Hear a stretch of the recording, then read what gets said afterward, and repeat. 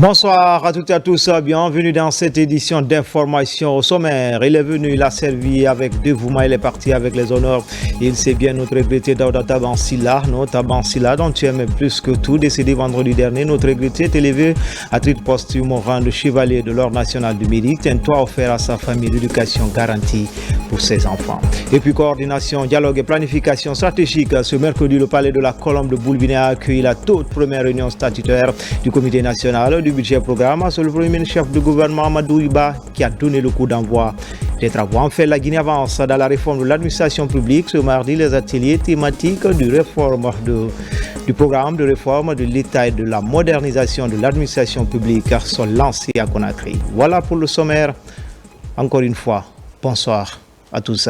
Bienvenue dans cette édition. Tout d'abord, ces séries de décrets. Décret 2 2025-01-63 PRG, CNRD, SGG, portant nomination d'un chevalier dans l'ordre national mérite à titre posthume.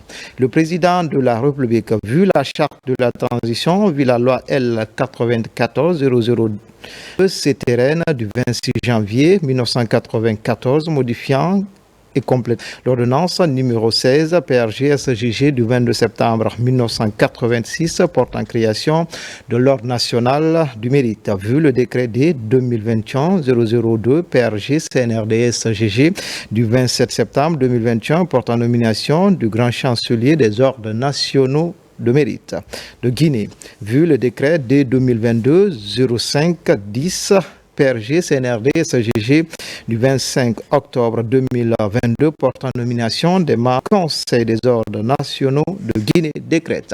Article 1er, décerner posthume le grade de chevalier de l'ordre national du mérite de la République de Guinée. Tabansila, journaliste à la radio-télévision guinéenne RTG à reconnaissance des services loyables rendus à la nation. Des services louables rendus à la nation. Article 2, le président décret qui prend effet à compter de la date de sa signature sera reçu au journal officiel de la République Conakry le 20 août 2025, signé Général Mamadi Doumbouya. Décret de 2025-01-64 PRG CNRD SG portant attribution, organisation et fonctionnement de l'administration et contrôle des grands ACGP. Le président de la République a vu la charte de la transition décrète. 1. Disposition générale. Article 1er. Le présent décret fixe le cadre juridique régissant les attributions, l'organisation et le fonctionnement de l'administration et contrôle des grands projets en abrégé ACGP.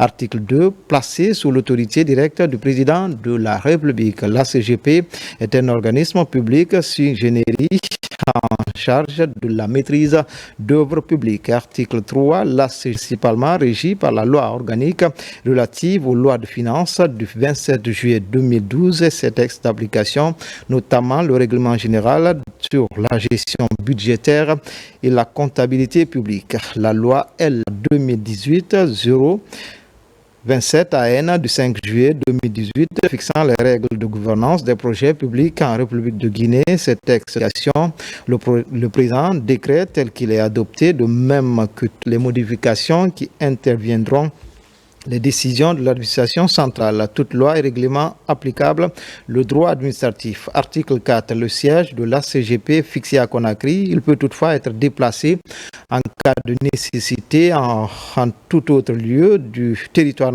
par décret présidentiel. Titre 2. Mission et attribution. Article 5. Le président fixe les missions et attributions de la CGP, ceci sans préjudice d'autres missions et attributions qui peuvent lui être dévolues par toute autre disposition applicable. Chapitre Mission et maîtrise d'œuvres publiques. Section en généralité, article 6. Sans sa qualité de maître d'œuvre publique, la CGP participe à l'identification et à la planification des projets. Elle est responsable des études, du contrôle, de la supervision, de l'assistance et du conseil, ainsi que de la réception technique de tous les projets tels que définis par les dispositions applicables portant sur la gouvernance des projets publics en République de Guinée. Article 7. L'administration contrôle des CGP est la seule structure en charge de la maîtrise d'œuvres publiques. La CGP est le maître d'œuvre public statutaire de tous les projets en République de Guinée, quel qu'en soit le mode de réalisation et de financement. Garantir l'efficience des investissements publics, les engagements des dépenses liés au projet, avance de démarrage des comptes, etc. sont soumis au visa préalable du maître d'œuvre publique ACGP. Article 8. Les domaines d'intervention de l'ACGP diffèrent selon la nature des projets et programmes publics. Les projets publics sont divisés en 3 catégories. 1. Les projets publics classiques. Les projets publics dits classiques désignent des initiatives qui s'inscrivent dans des cadres de planification et de mise en œuvre traditionnels, généralement gérés par des institutions publiques. Ils visent des résultats tels que le développement d'infrastructures, l'amélioration des services publics ou la mise en œuvre des politiques publiques. Numéro 2. Les projets publics structurants, souvent appelés grands projets, sont des initiatives d'envergure menées par les pouvoirs publics pour transformer durablement un territoire, un secteur économique ou une société. Se distinguent par leur ampleur, leur complexité, leur impact à long terme et dont leur mise en œuvre nécessite une réflexion approfondie, une planification rigoureuse et une évaluation continue de leur impact. 3. Les projets publics d'urgence et de proximité. Ce sont des projets non planifiés et qui constituent des initiatives mises en place rapidement pour répondre à des besoins spécifiques et immédiats d'une population donnée, généralement suite à une crise ou un événement imprévu, catastrophe naturelle, circonstances imprévues. Ces projets se caractérisent par leur réactivité, leur adaptation au contexte local et leur proximité avec les populations concernées. Article 3. Fixation des seuils d'intervention de l'ACGP. Les projets publics classiques. L'ACGP intervient sur les projets répondant aux critères suivants, à l'exception des projets de développement rural et projets d'ordre de souveraineté. Pour la phase d'étude du projet, 5 milliards de francs guinéens. Pour la phase de réalisation, 1 milliard de francs guinéens. Avant chaque exercice, un filtrage sera effectué avec la direction en charge des investissements publics pour arrêter une liste définitive des projets incluant dans ce seuil, devant faire l'objet d'une prise en main par l'ACGP, étude de contrôle et supervision. Ces prestations feront l'objet d'une convention globale entre le gouvernement et l'ACGP. Les fonds correspondants aux stations subventionnées feront l'objet d'un transfert sur le fonds de maître d'ouvrage. Un mécanisme accéléré de décaissement du fonds sera créé pour permettre à l'ACGP d'une part de réaliser des études bancables permettant à l'État guinéen de rechercher les financements des partenaires techniques et financiers PTF et d'autre part d'être efficiente dans le contrôle et la supervision des travaux dans le strict respect du triple qualité, coût, délai conformément au cahier de charges. Ainsi, le montant de rémunération de la maîtrise d'œuvre sera fonction de la complexité du projet, de la taille du projet et du coût des travaux. Le pourcentage à appliquer sur le montant hors taxe du coût des travaux varie de 3 à 10%.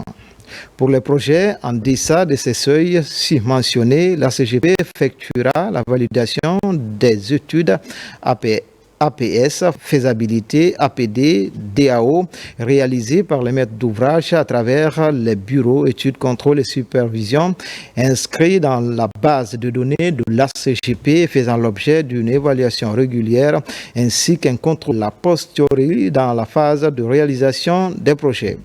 Les projets publics structurants. L'ACGP intervient systématiquement dans les phases de conception, de planification et d'exécution. La source de financement relative à ces projets, les fonds de maîtrise d'œuvre, les projets publics d'urgence et de proximité. Pour les projets émanant de la puissance de la République, l'ACGP intervient par saisine. Pour les projets émanant des maîtres d'ouvrage, les seuils subventionnés seront appliqués. Section 2, descriptif des missions de maîtrise d'œuvres publiques. Article 10. Dans le cadre de sa mission d'assistance à l'identification et à la planification des projets publics, la CGP est notamment en charge des missions suivantes. Analyse et synthèse des dossiers relatifs à la formulation de politiques économiques, des rapports d'études et de supervision économique à court, moyen et long terme. Évaluation exacte des projets et au programme préparation du cadre logique des projets et programmes publics. Recherche de financement et négociation des conventions de financement en appui au département ministériel concerné. Un décret du président de la République définira les modalités d'application de cette disposition. Suivi, analyse, interprétation et synthèse des dossiers, documents et informations relatifs au programme de développement. Élaboration des termes de référence. Études, contrôle et supervision des travaux. Article 11. Dans le cadre de sa mission de conception des projets publics, la CGP réalise et ou fait réaliser des études. À cet effet, elle est notamment chargée des études préliminaires, des études de faisabilité, des travaux d'évaluation exempts à entreprendre par les bailleurs de fonds en rapport avec les départements ministériels concernés. Des études de marché nécessaires à la conception et au dimensionnement des projets publics, des études d'impact environnemental et social, y compris l'évaluation financière du coût d'indemnisation des personnes affectées, des études techniques, économiques et financières, de l'évaluation du coût du projet public, ceci en relation avec la maîtrise d'ouvrage avec le maître d'ouvrage qui initie le projet public et la charge de la planification qui le codifie. Des études d'avant-projet sommaire, des études d'avant-projet, des études d'exécution, des dossiers d'appel d'offres ou dossiers de consultation des entreprises en collaboration avec le maître d'ouvrage. Article 12.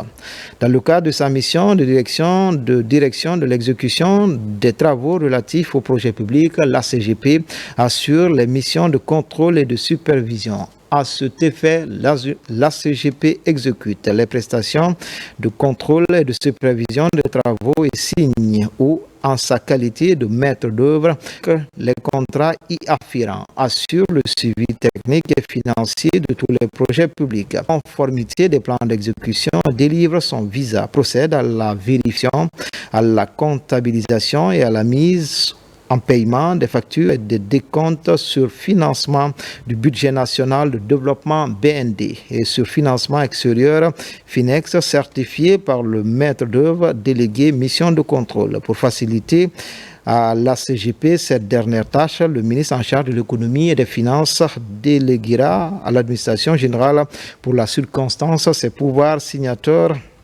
de signature des demandes de retrait des fonds DRF pour garantir l'efficacité et l'efficience des investissements. Aucun maître d'ouvrage ne doit procéder aux engagements des dépenses d'investissement liées au projet, avance de démarrage, décompte, etc. sans visa préalable du maître d'œuvre public, à l'occurrence la CGP, assiste le maître d'ouvrage conformément aux dispositions applicables en matière de commande publique à la réception des ouvrages, réception provisoire et définitive.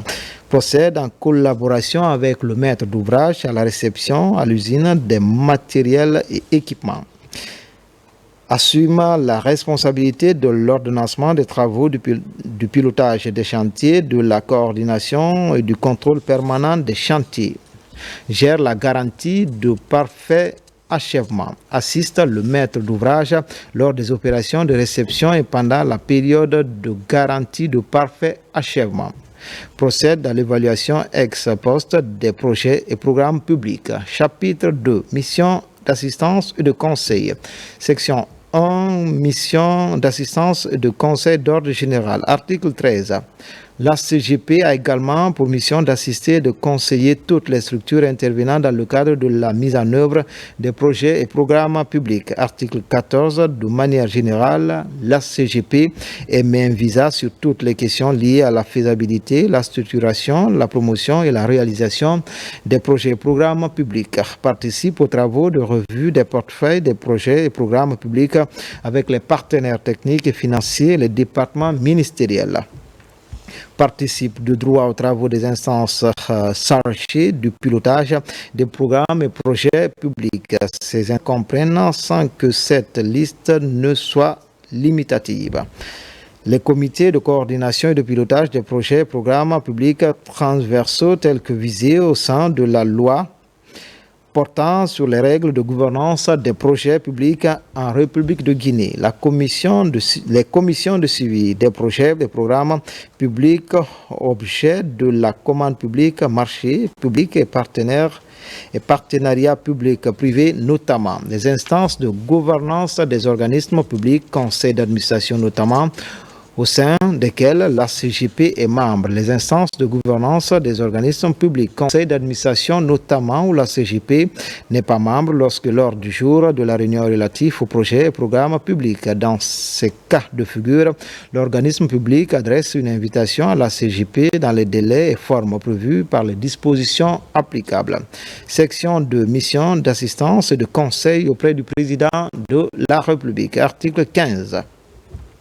Dans le cadre de ces assistances de conseil au président de la République, la CGP est notamment chargée d'émettre, sur instruction du président de la République, un avis sur la répartition géographique et stratégique des projets et programmes publics, préparer des notes techniques sur les projets et programmes inscrits au programme d'investissement public PIP et ou au plan national de développement, promouvoir, étudier, assurer en application de la loi portant les règles de gouvernance des projets ou programmes publics en République de Guinée, la maîtrise d'ouvrage délégué de tout projet et programme public spécifique que le président de la République décide de lui confier, procède à l'attention du président de la République, au suivi, à l'analyse, à l'interprétation et à la synthèse des dossiers, documents, informations relatifs au programme de développement.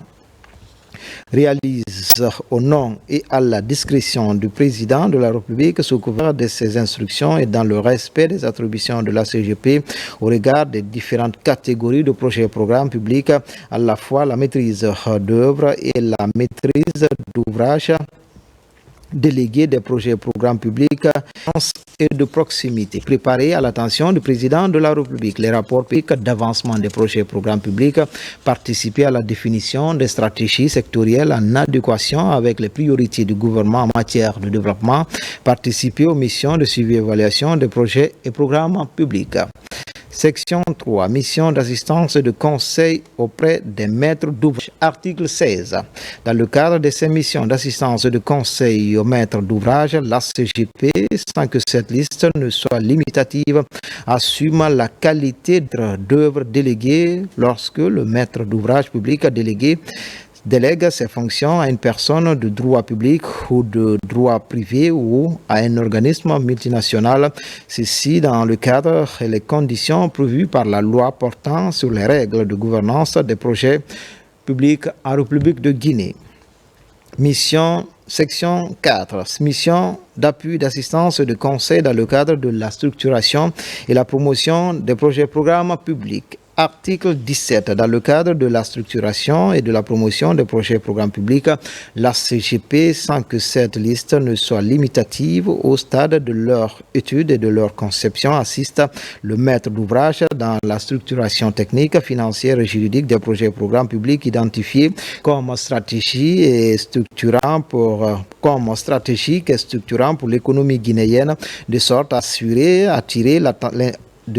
attirer l'intérêt d'investisseurs et partenaires financiers nationaux et internationaux, assurer une promotion efficace des projets et programmes publics en vue d'assurer leur développement et leur financement conformément aux meilleurs standards internationaux et à des conditions favorables aux intérêts de la nation guinéenne et des générations futures. Participe à la recherche de financement, aux négociations et de documentation contractuelle afférentes au développement et au financement des projets, à la levée des conditions suspensives à l'investissement ou au décaissement ou au suivi des projets financés en appui au département ministériel concerné. Procède au suivi, à l'analyse, à l'interprétation et à la synthèse des dossiers, documents et informations relatifs au programme de développement économique. Participe à l'élaboration du programme d'investissement public PIP et à l'inscription dans ce programme des projets de développement des départements ministériels, organismes publics et collectivités décentralisées. En collaboration avec les ministères sectoriels, participe à la revue du portefeuille de projets des bailleurs. Section 5, mission d'assistance de conseil dans le cadre du financement des projets et programmes publics. Article 18. Dans le cadre du financement des projets et programmes publics, la CGP, sans que cette liste ne soit limitative, participe à la structuration technique, financière, juridique des projets et programmes publics en appui au département ministériel concerné.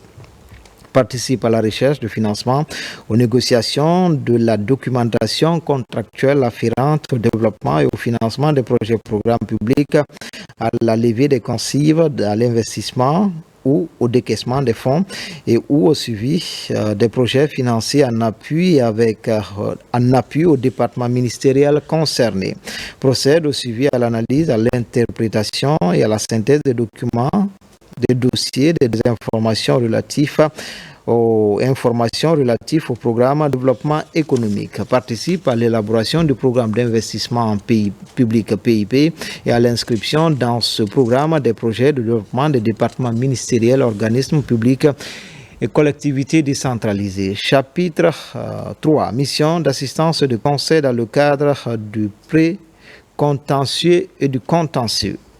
Dans le cadre, article 19, dans le cadre du précontentieux et contentieux latent ou effectif en lien avec les projets et programmes publics, la CGP peut être amenée de diverses manières dans la formulation des recommandations et d'avis à l'égard des parties prenantes qui la saisissent à tout stade de réalisation des projets publics ou postérieurement à la réalisation de ces derniers. Article 20, la CGP exerce les missions à l'article 17 en toute indépendance, de bonne foi, en toute transparence et dans le respect des principes communément admis contradictoires. La CGP s'attache également à respecter la révérité afférente lorsqu'elle intervient en qualité de médiateur et ne saurait s'ériger en juge partie dans un dossier. Titre 3. Orientation stratégique. Article 21. Les orientations stratégiques à la CGP sont fixées dans un contrat de programme qui couvre une période de 3 à 5 ans. Article 22. Le contrat de programme qui doit être approuvé par le président de la République doit notamment contenir les informations sur les objectifs de développement de la CGP, les indicateurs de performance dans le domaine de la qualité du service de la CGP, de son développement et de sa gestion, les coûts et les surcoûts engendrés le cas échéant par la CGP dans le cadre de ses activités et la compensation financière de l'État qui en découle. Chapitre 4. Organisation et fonctionnement. Titre 4. Organisation et fonctionnement. Chapitre 1. Gouvernance interne. Article 23. La CGP est un organisme public sui generis dirigé par un administrateur général. Article 24. Toute personne qui, sous quelque dénonciation que ce soit, prend part à la gestion courante de la CGP ne peut exercer une quelconque fonction de gestion au sein d'une autre institution dans laquelle la CGP a des intérêts. Article 25. Sans préjudice de l'engagement de leurs responsabilités civiles et pénales en vertu des dispositions applicables, chaque personnel au sein des différents services de la CGP est responsable devant l'administrateur général des manquements dans l'exercice de ses fonctions. À ce fait, chaque personnel s'expose en cas de manquement à des sanctions disciplinaires applicables prévues par son statut et les textes régissant la CGP. Chapitre 2. Organisation générale des services de la CGP. Section 1. Disposition générale. Article 26. Pour l'accomplissement de ces missions, la CGP comprend plusieurs services. L'administration générale, les services d'appui à l'administration générale, les départements, les directions, les divisions. Section 2. L'administration générale. Article 27. L'administration générale est composée d'un administrateur général et d'un administrateur général adjoint. Sous-section 1. L'administrateur général, article 28, la CGP est dirigée par un administrateur nommé par décret du président de la République. Article 29. Sans préjudice du respect des directives et orientations données par les tutelles techniques et financières et déclinées au titre 1.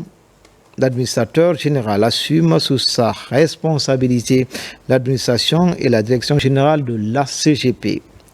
Il la représente dans ses rapports avec les tiers. Il est investi des pouvoirs les plus étendus d'agir et d'organiser en toutes circonstances au nom de la CGP et les exerce dans la limite des missions et attributions de la CGP et de ses services. À ce titre, l'administrateur général exerce notamment les missions suivantes: conduite de la mise en œuvre des projets et programmes publics, soumission au président de la République d'un plan d'action et d'un programme relatif au projet et programme public, présentation périodique de rapports des projets et programmes publics au gouvernement, en Conseil des ministres, ordonnance de l'ensemble des dépenses de la CGP, recrutement du personnel. Sous-section 2, l'administrateur général adjoint. Article 30. L'administrateur général est assisté dans ses fonctions par un administrateur nommé par décret du président de la République. Article 31. L'administrateur général adjoint assiste l'administrateur général dans le cadre de ses fonctions et remplace l'administrateur général en cas d'absence ou d'empêchement de ce dernier. Article 32. La fiche de poste de l'administrateur général adjoint est soumise à la tutelle par l'administrateur général de la CGP et rentre en application après validation. Section 3. Les services d'appui station générale.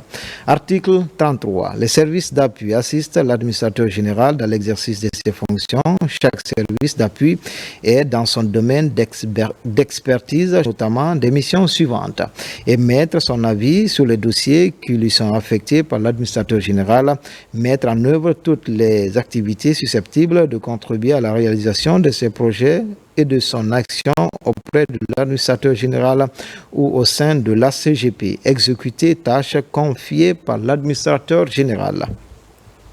Section 4. Les départements. Article 34. Les départements dirigés par le chef de département sont composés de plusieurs directions. Les départements peuvent être regroupés en pôles métiers en fonction des besoins. Article 35. Les chefs de département sont nommés par décision de l'administrateur général. Section 5. Les directions. Article 36. Les directions dirigées par des directeurs peuvent être composées de plusieurs divisions. Article 37. Les directeurs sont nommés par décision de l'administrateur général. Section 6. Les divisions. Article 38. Les divisions peuvent être sous la direction de l'administration générale des départements ou des directions. Elles sont dirigées par des chefs de division. Article 39. Les chefs de division sont nommés par décision de l'administrateur général. Titre 5. Gouvernance externe. Article 40. Dans le respect de la loi organique relative aux lois de finances et des textes d'application, notamment le règlement général sur la gestion budgétaire et la comptabilité publique, le cadre de gouvernance des finances publiques, le ministère des Finances est chargé de la tutelle financière de la CGP. Titre 6. Gouvernance comptable et financière. Chapitre ressources financières et endettement. Article 41. Les ressources de la CGP sont constituées de dotations budgétaires annuelles allouées par l'État pour son fonctionnement. Produit ici de ces prestations de services, ressources mises à disposition par les partenaires de développement ou autres acteurs financiers en vertu des conventions et accords de crédit conclus avec le gouvernement. Produit ici de la cession de ses actifs, dons et legs. Ressources ici de fonds de maîtrise d'œuvres publiques et d'assistance technique tels que définis et présentés par la loi portant gouvernance des projets publics en République de Guinée. Article 42. Aucun impôt, aucun droit, aucune taxe ne peut être directement affectée à la CGP. Article 43, conformément aux dispositions de la loi organique relative aux lois de finances et ses textes d'application, la CGP n'est pas autorisée à contracter des emprunts ni à émettre des titres de créance. Chapitre 2, contrôle de l'utilisation des ressources financières. Article 4. Le budget et les comptes de la CGP sont approuvés conformément aux dispositions de la loi organique relative aux lois de finances et ses textes d'application, notamment le règlement général sur la gestion budgétaire et la comptabilité publique et le cadre de gouvernance des finances publiques. Article 45. Le contrôle des ressources financières de la CGP est exercé par un contrôleur financier, l'inspection générale de l'État, l'inspection générale des finances et par la Cour des comptes dans des conditions prévues par la loi organique relative aux lois de finances et ses textes d'application, notamment le règlement général sur la gestion budgétaire et la comptabilité publique. Article 46. La CGP s'inscrit dans le respect de la législation applicable à la commande publique, marché public et partenariat public-privé notamment, dans les conditions prévues par celle-ci. Chapitre 3. Établissement des comptes et transmission. Article 47. Les comptes de la CGP sont approuvés conformément aux dispositions de la loi organique relative aux lois de finances et ses textes d'application, notamment le règlement général sur la gestion budgétaire et la comptabilité publique et le cadre de gouvernance des finances publiques. Article 48. Les comptes CGP doivent être au plus tard le 30 juin d'être arrêté au plus tard le 31 décembre de l'année suivante, ceci dans le respect des dispositions du règlement général sur la gestion budgétaire et la comptabilité publique. Ces comptes qui sont transmis par l'administrateur général au ministre en charge de l'économie et des finances doivent comprendre d'une part les états de comptabilité générale, bilan, compte de résultats, tableau des flux, des trésors et états annexés. Et d'autre part, les états de comptabilité budgétaire, état de développement des recettes et des dépenses. Il s'accompagne des rapports de gestion, des rapports d'exécution du contrat de programme. Article 49, les états d'exécution du projet du budget à mi-année doivent être transmis au président de la République au plus tard le 31 juillet. Ils sont accompagnés des prévisions d'exécution de fin d'exercice et des rapports semestriels sur la situation financière et la qualité de la gestion établie par le contrôleur financier conformément aux dispositions générales sur la gestion budgétaire et la comptabilité publique. Chapitre 4. Transmission du projet de budget et adoption. Article 50. Le projet de budget approuvé par l'administrateur général est transmis au président de la République pour intégration au budget de l'État au dernier trimestre.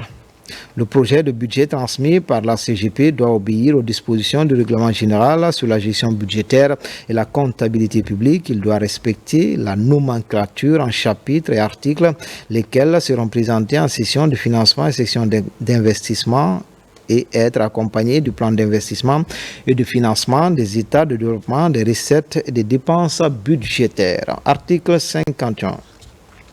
L'adoption du budget de la CGP doit intervenir avant le début de chaque exercice, sauf circonstances exceptionnelles.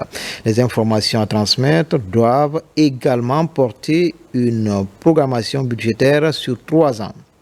Chapitre 5. Subventions. Section 1. Caractéristiques des subventions. Article 50. Les subventions de l'État allouées à la CGP doivent couvrir en totalité le coût de ces activités, à l'exception des coûts couverts, le cas échéant, par les ressources propres de la CGP. Ces subventions distinguent les montants destinés à couvrir les dépenses de fonctionnement et les montants destinés à couvrir les dépenses d'investissement. Article 53. Lorsque la CGP reçoit une subvention de l'État, le montant inscrit dans le projet de budget doit être conforme à celui inscrit dans le projet de loi de finances. Section 2. Demande de subvention. Article 54. Les subventions accordées à la CGP dans la loi de finances après demande de crédit formulée par la CGP. Article 55. La demande de subvention de la CGP effectuée chaque année par l'administrateur général de la ACGP. Article 56. La direction en charge du budget procède à l'examen de la demande de subvention de la CGP en conférence budgétaire. Elle formule une proposition de subvention soumise à l'approbation du ministre en budget et à inscrire dans le projet de loi de finances qui sera soumis par le gouvernement à l'Assemblée nationale. Titre 6. 7. Disposition finale. Article 57. Le présent décret qui abroge toute disposition antérieure contraire prend effet à compter de sa signature et sera enregistré et publié au journal officiel de la République. Conakry le 20 août 25 signé. Général Mamadi Doumbouya. Dans l'actualité ce soir, il est venu, il a servi avec dévouement, il est parti avec les honneurs. Il sait bien notre regretté Daouda Taban Silla, non Taban dont tu aimais plus que tout, décédé vendredi dernier. Notre regretté Taban Silla est droit à ce mercredi aux hommages de la nation, élevé à titre posthume au rang de chevalier de l'ordre national du mérite, un toit offert à sa famille et l'éducation garantie pour ses enfants. Des actes qui symbolisent encore une fois la magnanimité du chef de l'État général Mamadi Doumbouya. L'annonce a été faite par le ministre secrétaire général de la présidence, le général Amara Kamara. L'hommage de la nation à un journaliste passionné, un citoyen humble et social. Le film nous est raconté par Kamara. Une fois de plus, la nation guinéenne porte le deuil et ses fils ont encore du mal à se relever face à la recette de cet autre triste. Vendredi 15 août 2025, Daouda Taban Silla, journaliste de son état, tire sa révérende hôpital tunisienne des suites de maladie.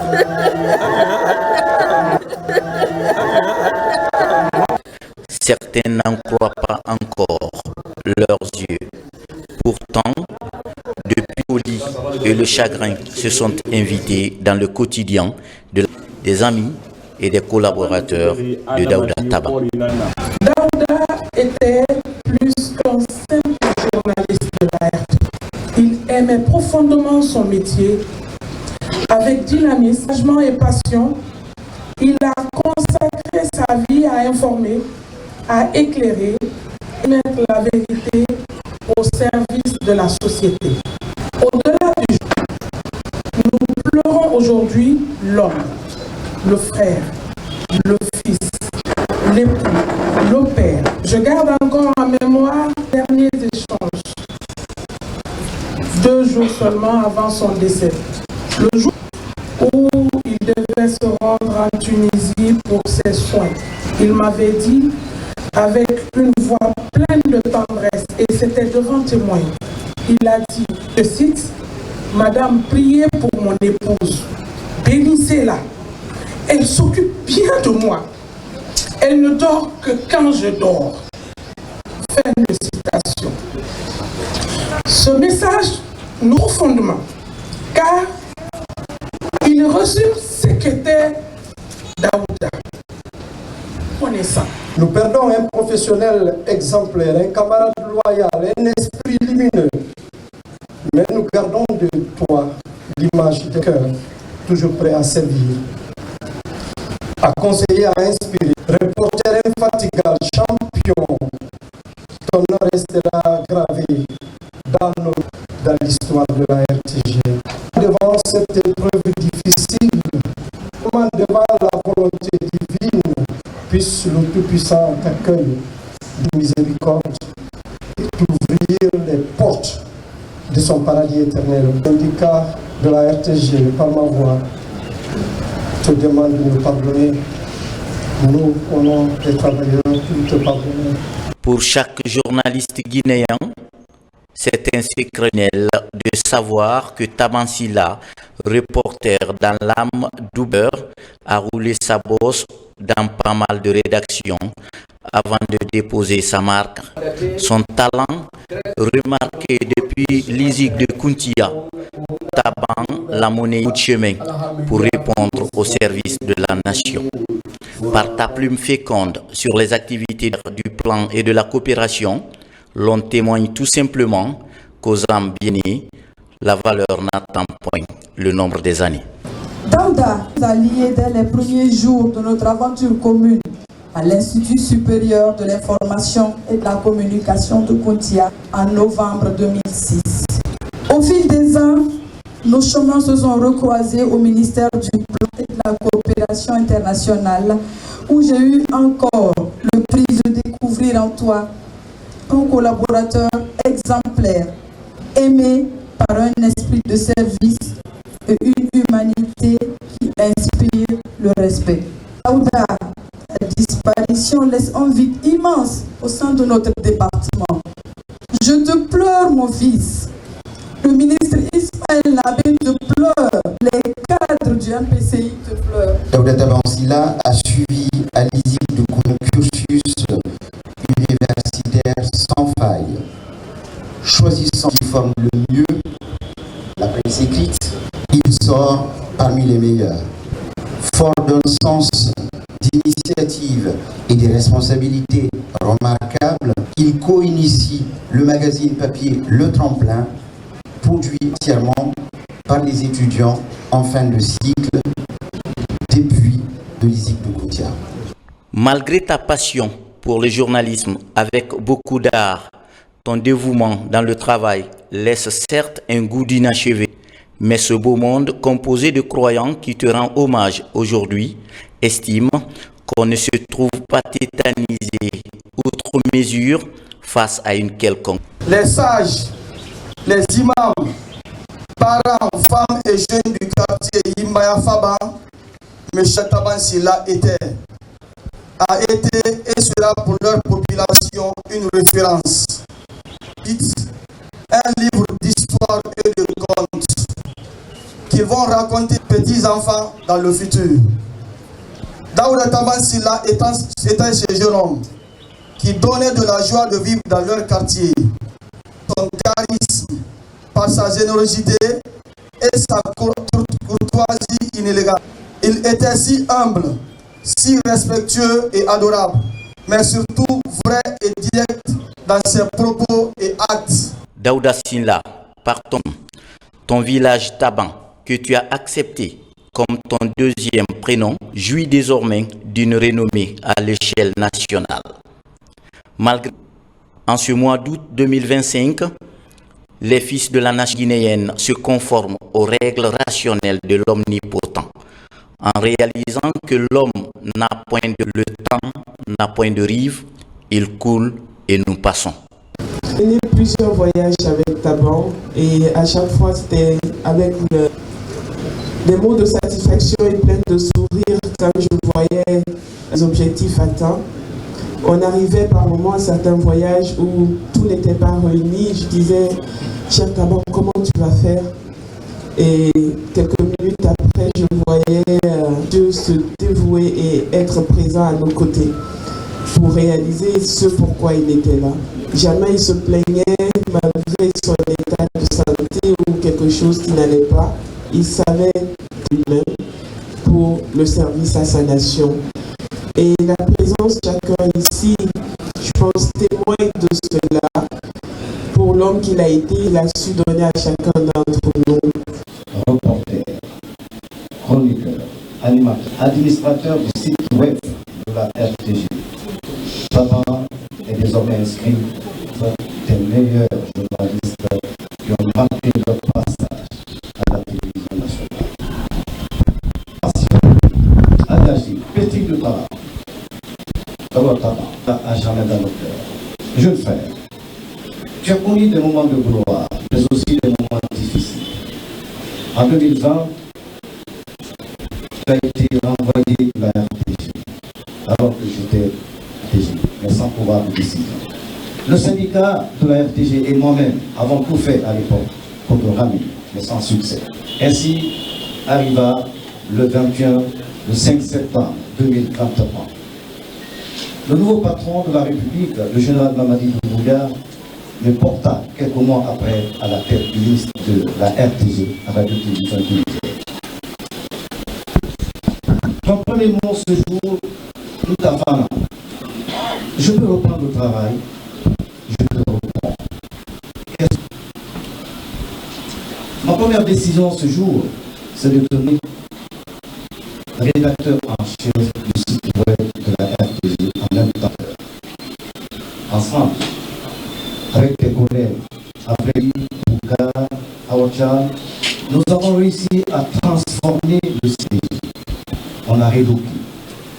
On a changé de nom. RTCGouvernement.info devient RTCGuinée.info. Je suis très affecté. Très affecté par l'image. Après des années de bataille avec les syndicats de la RTG, le président de la République, le général Mamadi Doumbouya, touché par la situation des stagiaires RTG, 350 stagiaires recrutés, c'était une première à la radiodiffusion télévision. Mais voilà, à peine intégré à la fonction publique, tu n'as bénéficié que de 2 mois de salaire. Tu as décidé autrement. À cet instant de deuil, qu'il me soit permis, le chef de l'État, le général Mamadi Doumbouya, qui a instruit le ministre du Plan et celui de l'Info de prendre toutes les dispositions pour ton évacuation. Mais malheureusement, la maladie a eu raison de toi. Merci à tous ceux qui ont fait le déplacement pour venir te rendre hommage. Daouda Taba, reporter tout terrain, guerrier assis, tu as bien rempli ta mission. Et c'est ce que le chef de l'État, le général d'armée Mamadi Doumbouya, a tout de suite compris. Par la grandeur d'âme de celui-ci, Tabansila sera élevé au rang de chevalier de l'ordre national à titre posthume. Effectivement, au nom du président de la République, le chef de l'État, le général Mamadi Doumbouya, que nous nous trouvons ici aujourd'hui. Et avant de livrer le message, je voudrais tout simplement dire qu'au regard de tout ce que nous avons entendu et par la grandeur de cette grande mobilisation, nous nous rendons compte que M. Silla, il a vécu, et en plus d'avoir, il a aussi servi. Nous sommes souvent venus à des levées de corps ici, mais ça reste encore un souvenir exceptionnel de voir tout ce beau monde ici. Et tout ce monde, il les a cherchés par son travail. Et comme le disait le ministre tout à l'heure, et tout ce temps-là au service de l'État, de la patrie, traîner ses potes partout, dans des conditions souvent extrêmes, mais n'était qu'un stagiaire. Et quand même, l'État, il a marqué sa République. Et c'est à ce titre que le chef de l'État, lui, restait auprès de la famille pour leur témoigner toute sa compassion et les présenter ses condoléances les plus attristées. Hier, dans la presse, j'ai eu une séance de travail avec le ministre de l'Information et de la Communication, et avec qui on ne pourra pas revenir sur tout ce qu'il a dit sur le mot juste. Il a dit qu'il était parti à la fleur de l'âge. Une chose aussi nous a marqué dans cette conversation quand il a dit que c'était un journaliste d'exception. Je souhaiterais que ses parents, ses enfants gardent ça en tête. A dit que cet homme qui est couché ici était un homme d'exception. Il a fait décider ce qui suit. Il nous a instruit de prendre des dispositions pour que M. Daouda Tabansila, ici couché, soit élevé au rang national de mérite. Le décret sera pris d'un moment à l'autre et on aura l'honneur et le privilège de prendre cette médaille-là en lieu et place de leur père qui a auparavant. Il faut servir le pays. Le pays, quand on le défise, souvent quand ça se paye, on n'est jamais là. Et c'est aussi à ce titre que le chef de l'État a décidé, en mesure de l'information, de prendre des dispositions pour offrir un toit à madame et à ses enfants. Ce travail-là, nous allons le commencer aujourd'hui. On fera en sorte qu'avant la fin de la saison des pluies, que ces familles... Mais au-delà de ça, il nous a aussi mandaté de faire en sorte que ces enfants étudient. Tout ça devrait vous sécher les larmes et dire que cet homme qui était un homme bien. Nous voulons encore joindre à celle du chef de l'État pour présenter à vous, famille, monsieur Daouda Tabansila, à ses collaborateurs, aux différents départements qu'il a servi, mais à tout le monde de la presse, nos condoléances les plus attristées. Que Dieu l'accueille dans son paradis céleste. Amen. Daouda Tabansila, tu reviens à la vie pour la dernière fois, accompagné par toute la nation, pour un heure avant de rejoindre ton taban natal, laissant ainsi cette question entière. Pourquoi dire que la mort viendra comme un voleur? Tout nous prépare. Dors en paix, guerrier.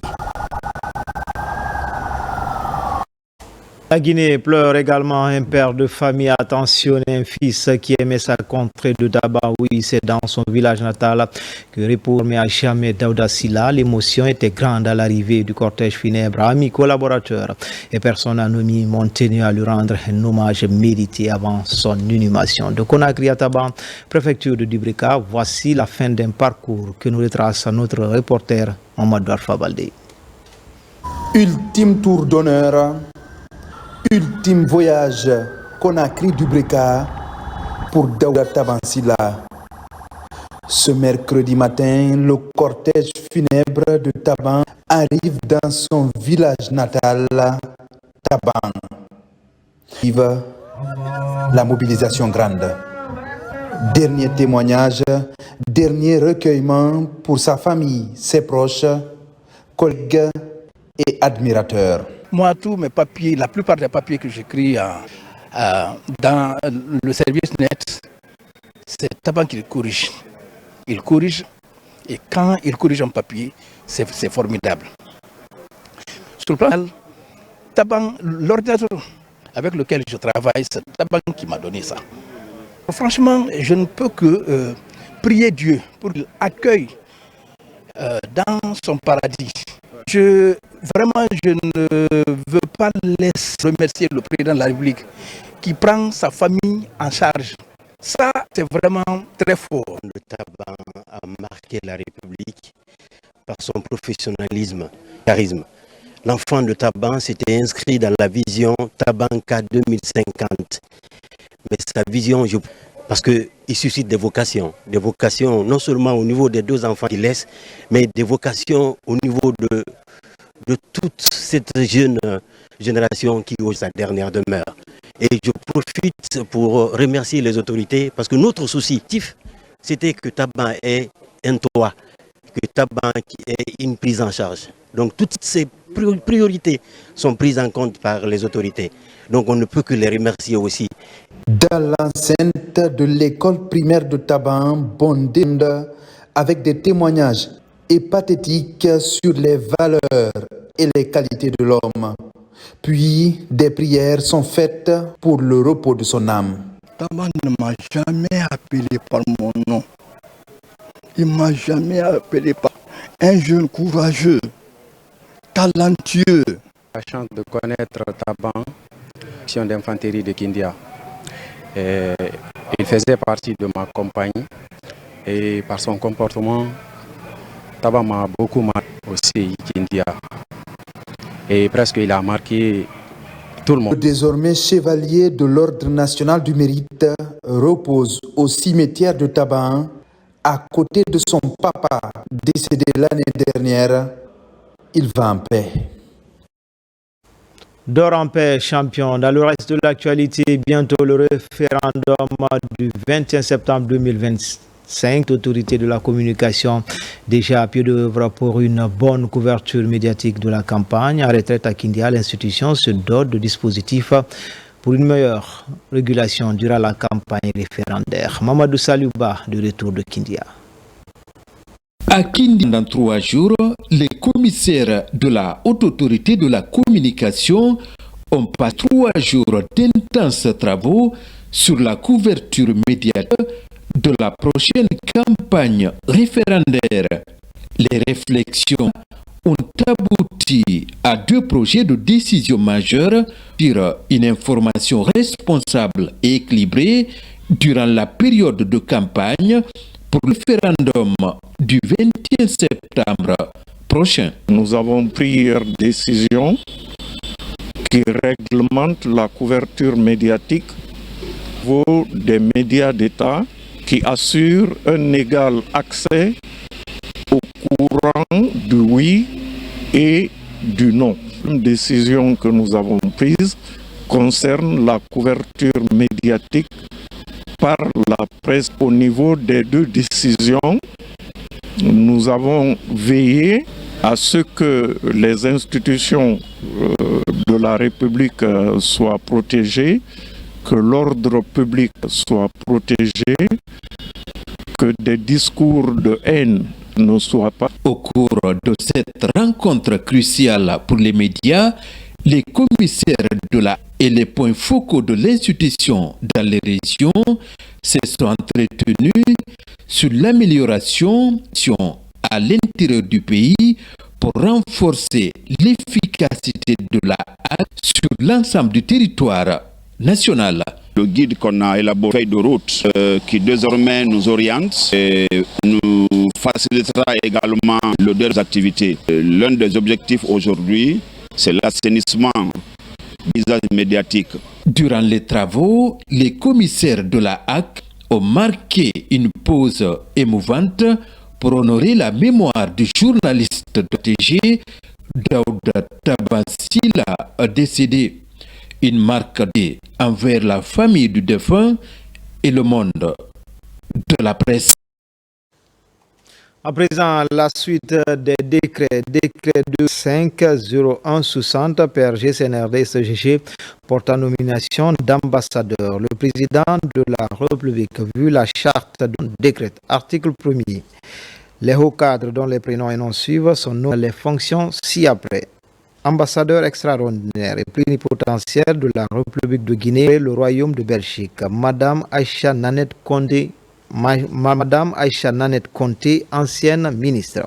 Ambassadeur extraordinaire et plénipotentiaire de la République de Guinée près la République du Mali, Monsieur Ousmane Camara, précédemment ambassadeur extraordinaire et plénipotentiaire de la République de Guinée près la République de Guinée équatoriale, ambassadeur extraordinaire et potentiel de la République de Guinée près la République islamique d'Iran, Monsieur Mamadou Baldé.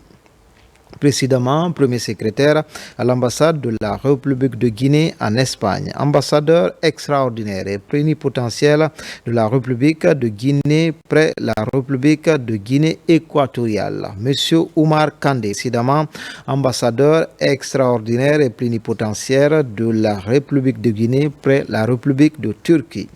Ambassadeur extraordinaire et plénipotentiaire de la République de Guinée près la République de Turquie, M.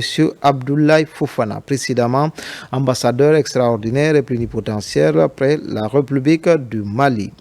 Ambassadeur extraordinaire et plénipotentiaire de la République de Guinée près l'Organisation internationale de la francophonie OIF avec siège à Paris, France, M.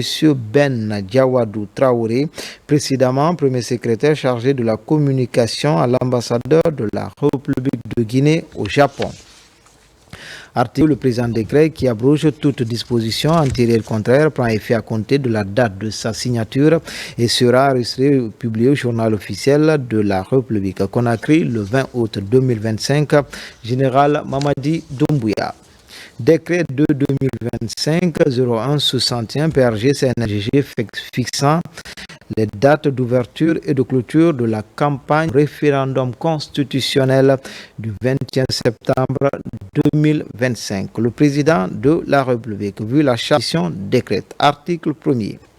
La campagne pour le référendum constitutionnel du 21 septembre 2028 est ouverte 2025 est ouverte le dimanche 21 août 2025 à 0h et est close le 18 septembre 2025 à 0h. Article 2. Pendant la campagne pour le constitutionnel, les réunions et les manifestations publiques se tiennent dans le respect de la loi, de l'ordre public et des bonnes mœurs. Article 3. La haute autorité de la communication HAC veille à ce que le principe d'égalité entre les opinions soit respecté dans les programmes d'information des organes de presse publics et privés. Les conditions d'élaboration, d'édition, de production, de programmation et de publication des échos de diffusion des émissions relatives à la campagne référendaire sont déterminées à disposition de la loi sur la haute autorité de l'article 4, le ministre de l'administration du territoire et de la décentralisation, le ministre des Affaires étrangères, de l'intégration africaine et des Guinéens établis à l'étranger, le garde des Sceaux, ministre de la Justice et des droits de l'homme, le ministre de l'Information et de la Communication, le ministre de l'Économie et des Finances, budget, le ministre de la Sécurité et de la Protection civile, le ministre de la Défense nationale sont chargés chacun en ce qui le concerne de l'application du présent décret. Article 5. Le présent décret prend acte de la date de sa signature et sera arrêté et publié au journal officiel de la République. Conakry le 20 août 2025. Général Mamadi Doumbouya. Décret de 2025-0162 PRG CNRD portant nomination de haut cadre au ministère du Budget. Le président de la République, vu la charte de la transition, décrète. Article 1er. Les hauts cadres dont les prénoms et noms suivent sont mis dans les fonctions ci-après. Directeur général des douanes, colonel Cheikh Gadiri Kondé, matricule 10208E, précédemment directeur général par intérim des douanes.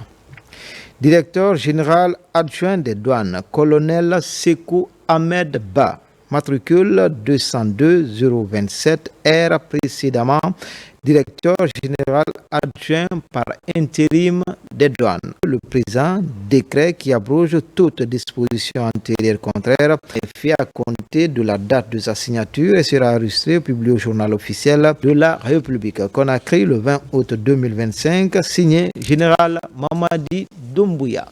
Comme annoncé dans les titres coordination, dialogue et planification stratégique ce mercredi, le palais de la Colombe de Boulbiné a accueilli la toute première réunion statutaire du Comité national du budget programme, une rencontre qui a connu une forte mobilisation des à tous les niveaux. C'est le premier chef du gouvernement, Amadou Riba, qui a donné le coup d'envoi des travaux.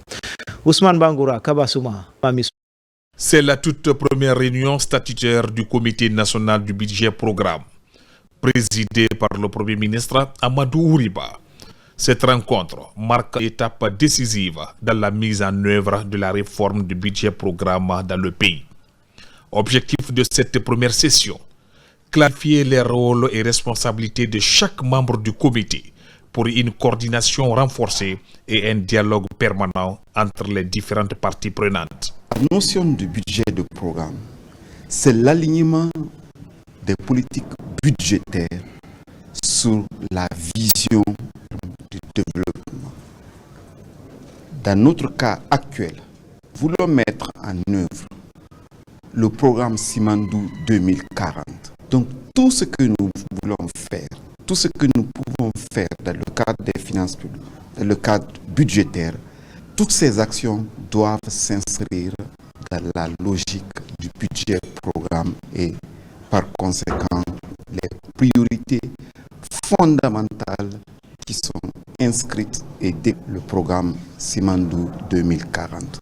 Le FMI vient de donc donner à la Guinée pour nous accompagner sur les aspects techniques pour une migration réussie. Le budget programme qui va être également une des prouesses, un des progrès de refondation de nos finances publiques telles que inscrites par M. le Président, telles que M. le Premier ministre, et cela permettra à la Guinée de standardiser son mode de gestion. Les échanges ont permis de présenter les attributions de chacun, de points sur l'état d'avancement de la réforme et surtout de valider une... La souveraineté monétaire, c'est un degré, disons, de stabilité accrue pour dire je me prends en charge, je gère mes affaires avec sérieux, rigueur pour être performant.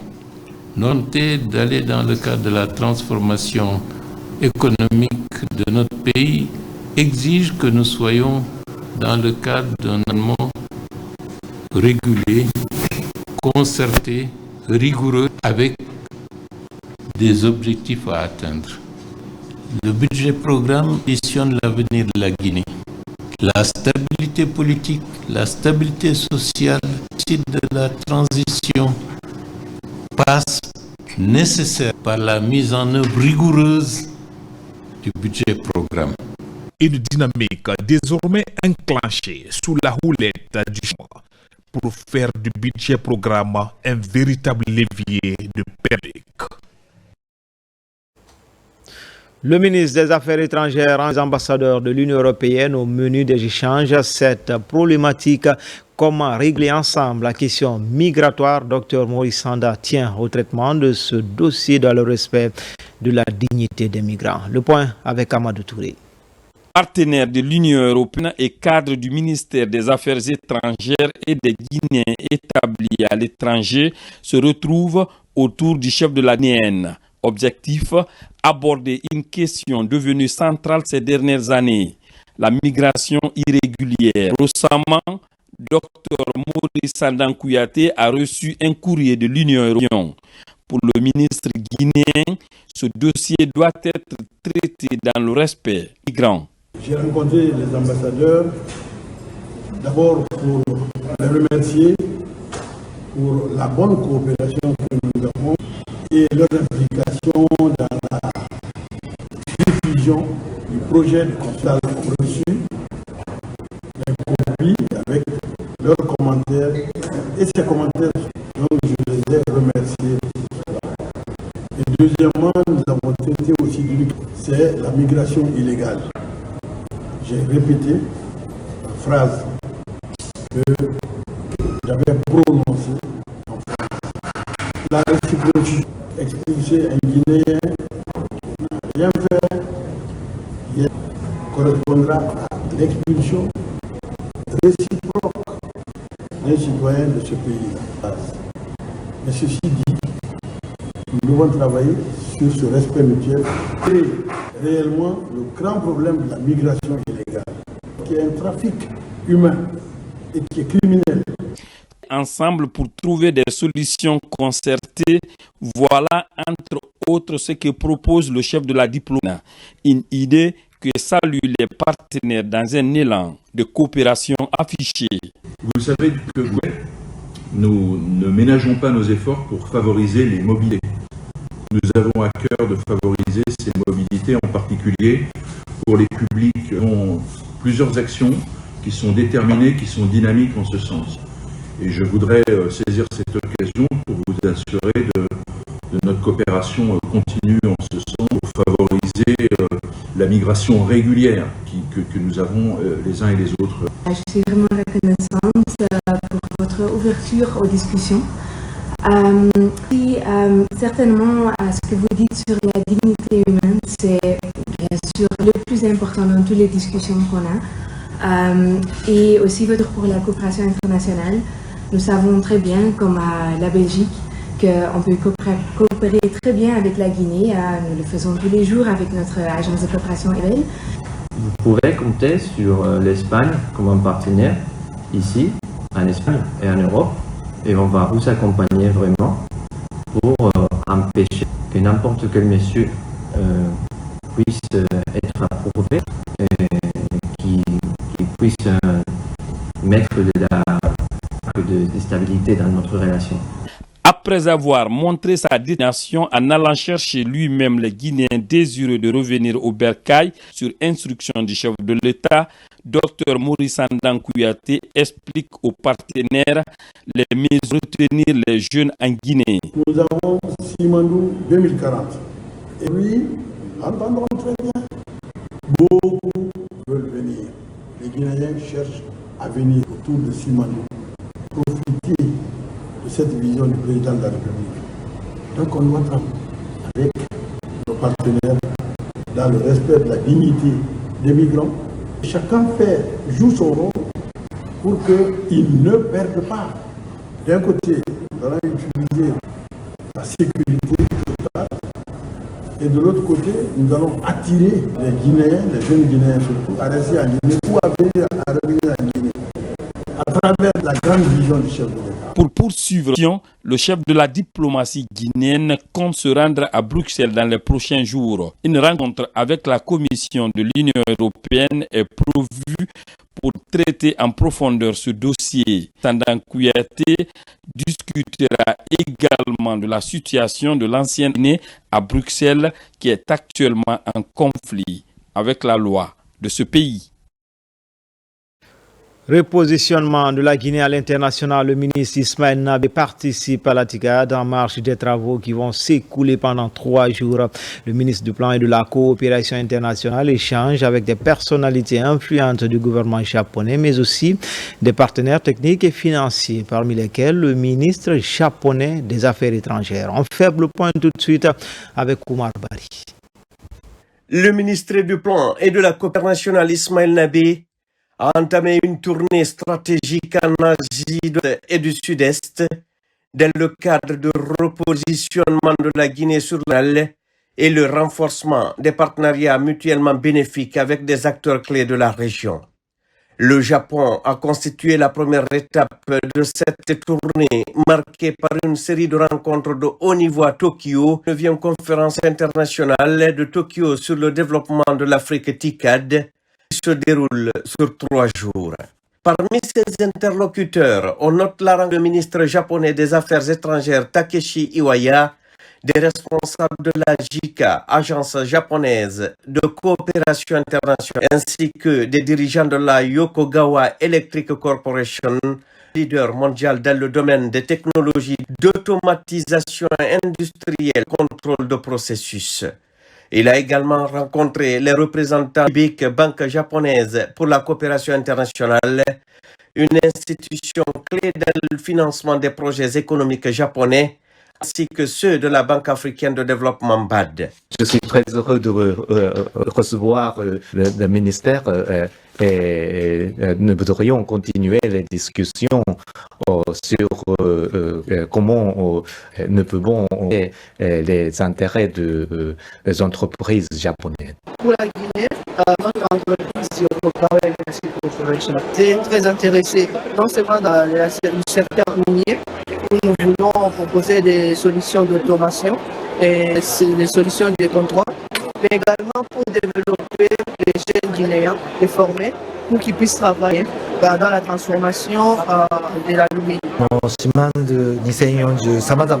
Aujourd'hui, j'ai bien appris de ce 40 qui est très stratégique, très structuré, mais je pense que l'enforcement des capacités humaines est de base de toutes les coopérations. On verra comment on va coopérer collaborer avec cette stratégie. Ça, on verra dans le proche futur. Un des moments forts de cette série d'échanges a été la présentation de la vision de la République, son Excellence le général Mamadi Doumbouya, pour le développement socio-économique durable et responsable de la Guinée, incarné par le programme Simandou 2040. Ce programme hautement stratégique et ambitieux est au cœur des priorités du gouvernement guinéen, transformer le pays en un hub économique et industriel régional d'ici 2040. Lors de ces échanges, le ministre Nabé a souligné l'engagement du président de la République dans la mise en œuvre de projets innovants et le renforcement des partenariats internationaux. Aujourd'hui, avec son Excellence le ministre en charge des Affaires, on les a parlé de la vision du chef de l'État, la vision du programme de développement responsable Simandou 2040. Il était vraiment content d'apprendre les 5 piliers, les centaines de projets, mais aussi une trentaine de réformes que la Guinée est en train d'élaborer pour le développement de notre pays d'ici 2040. On a aussi expliqué la situation politique de la Guinée qu'on vient de vulgariser. On est en train de finaliser la vulgarisation de la nouvelle constitution et le référendum aura lieu le 21 septembre de cette. Donc ils ont vraiment apprécié ce calendrier politique de la Guinée, mais aussi le développement que le chef de l'État a pour notre pays.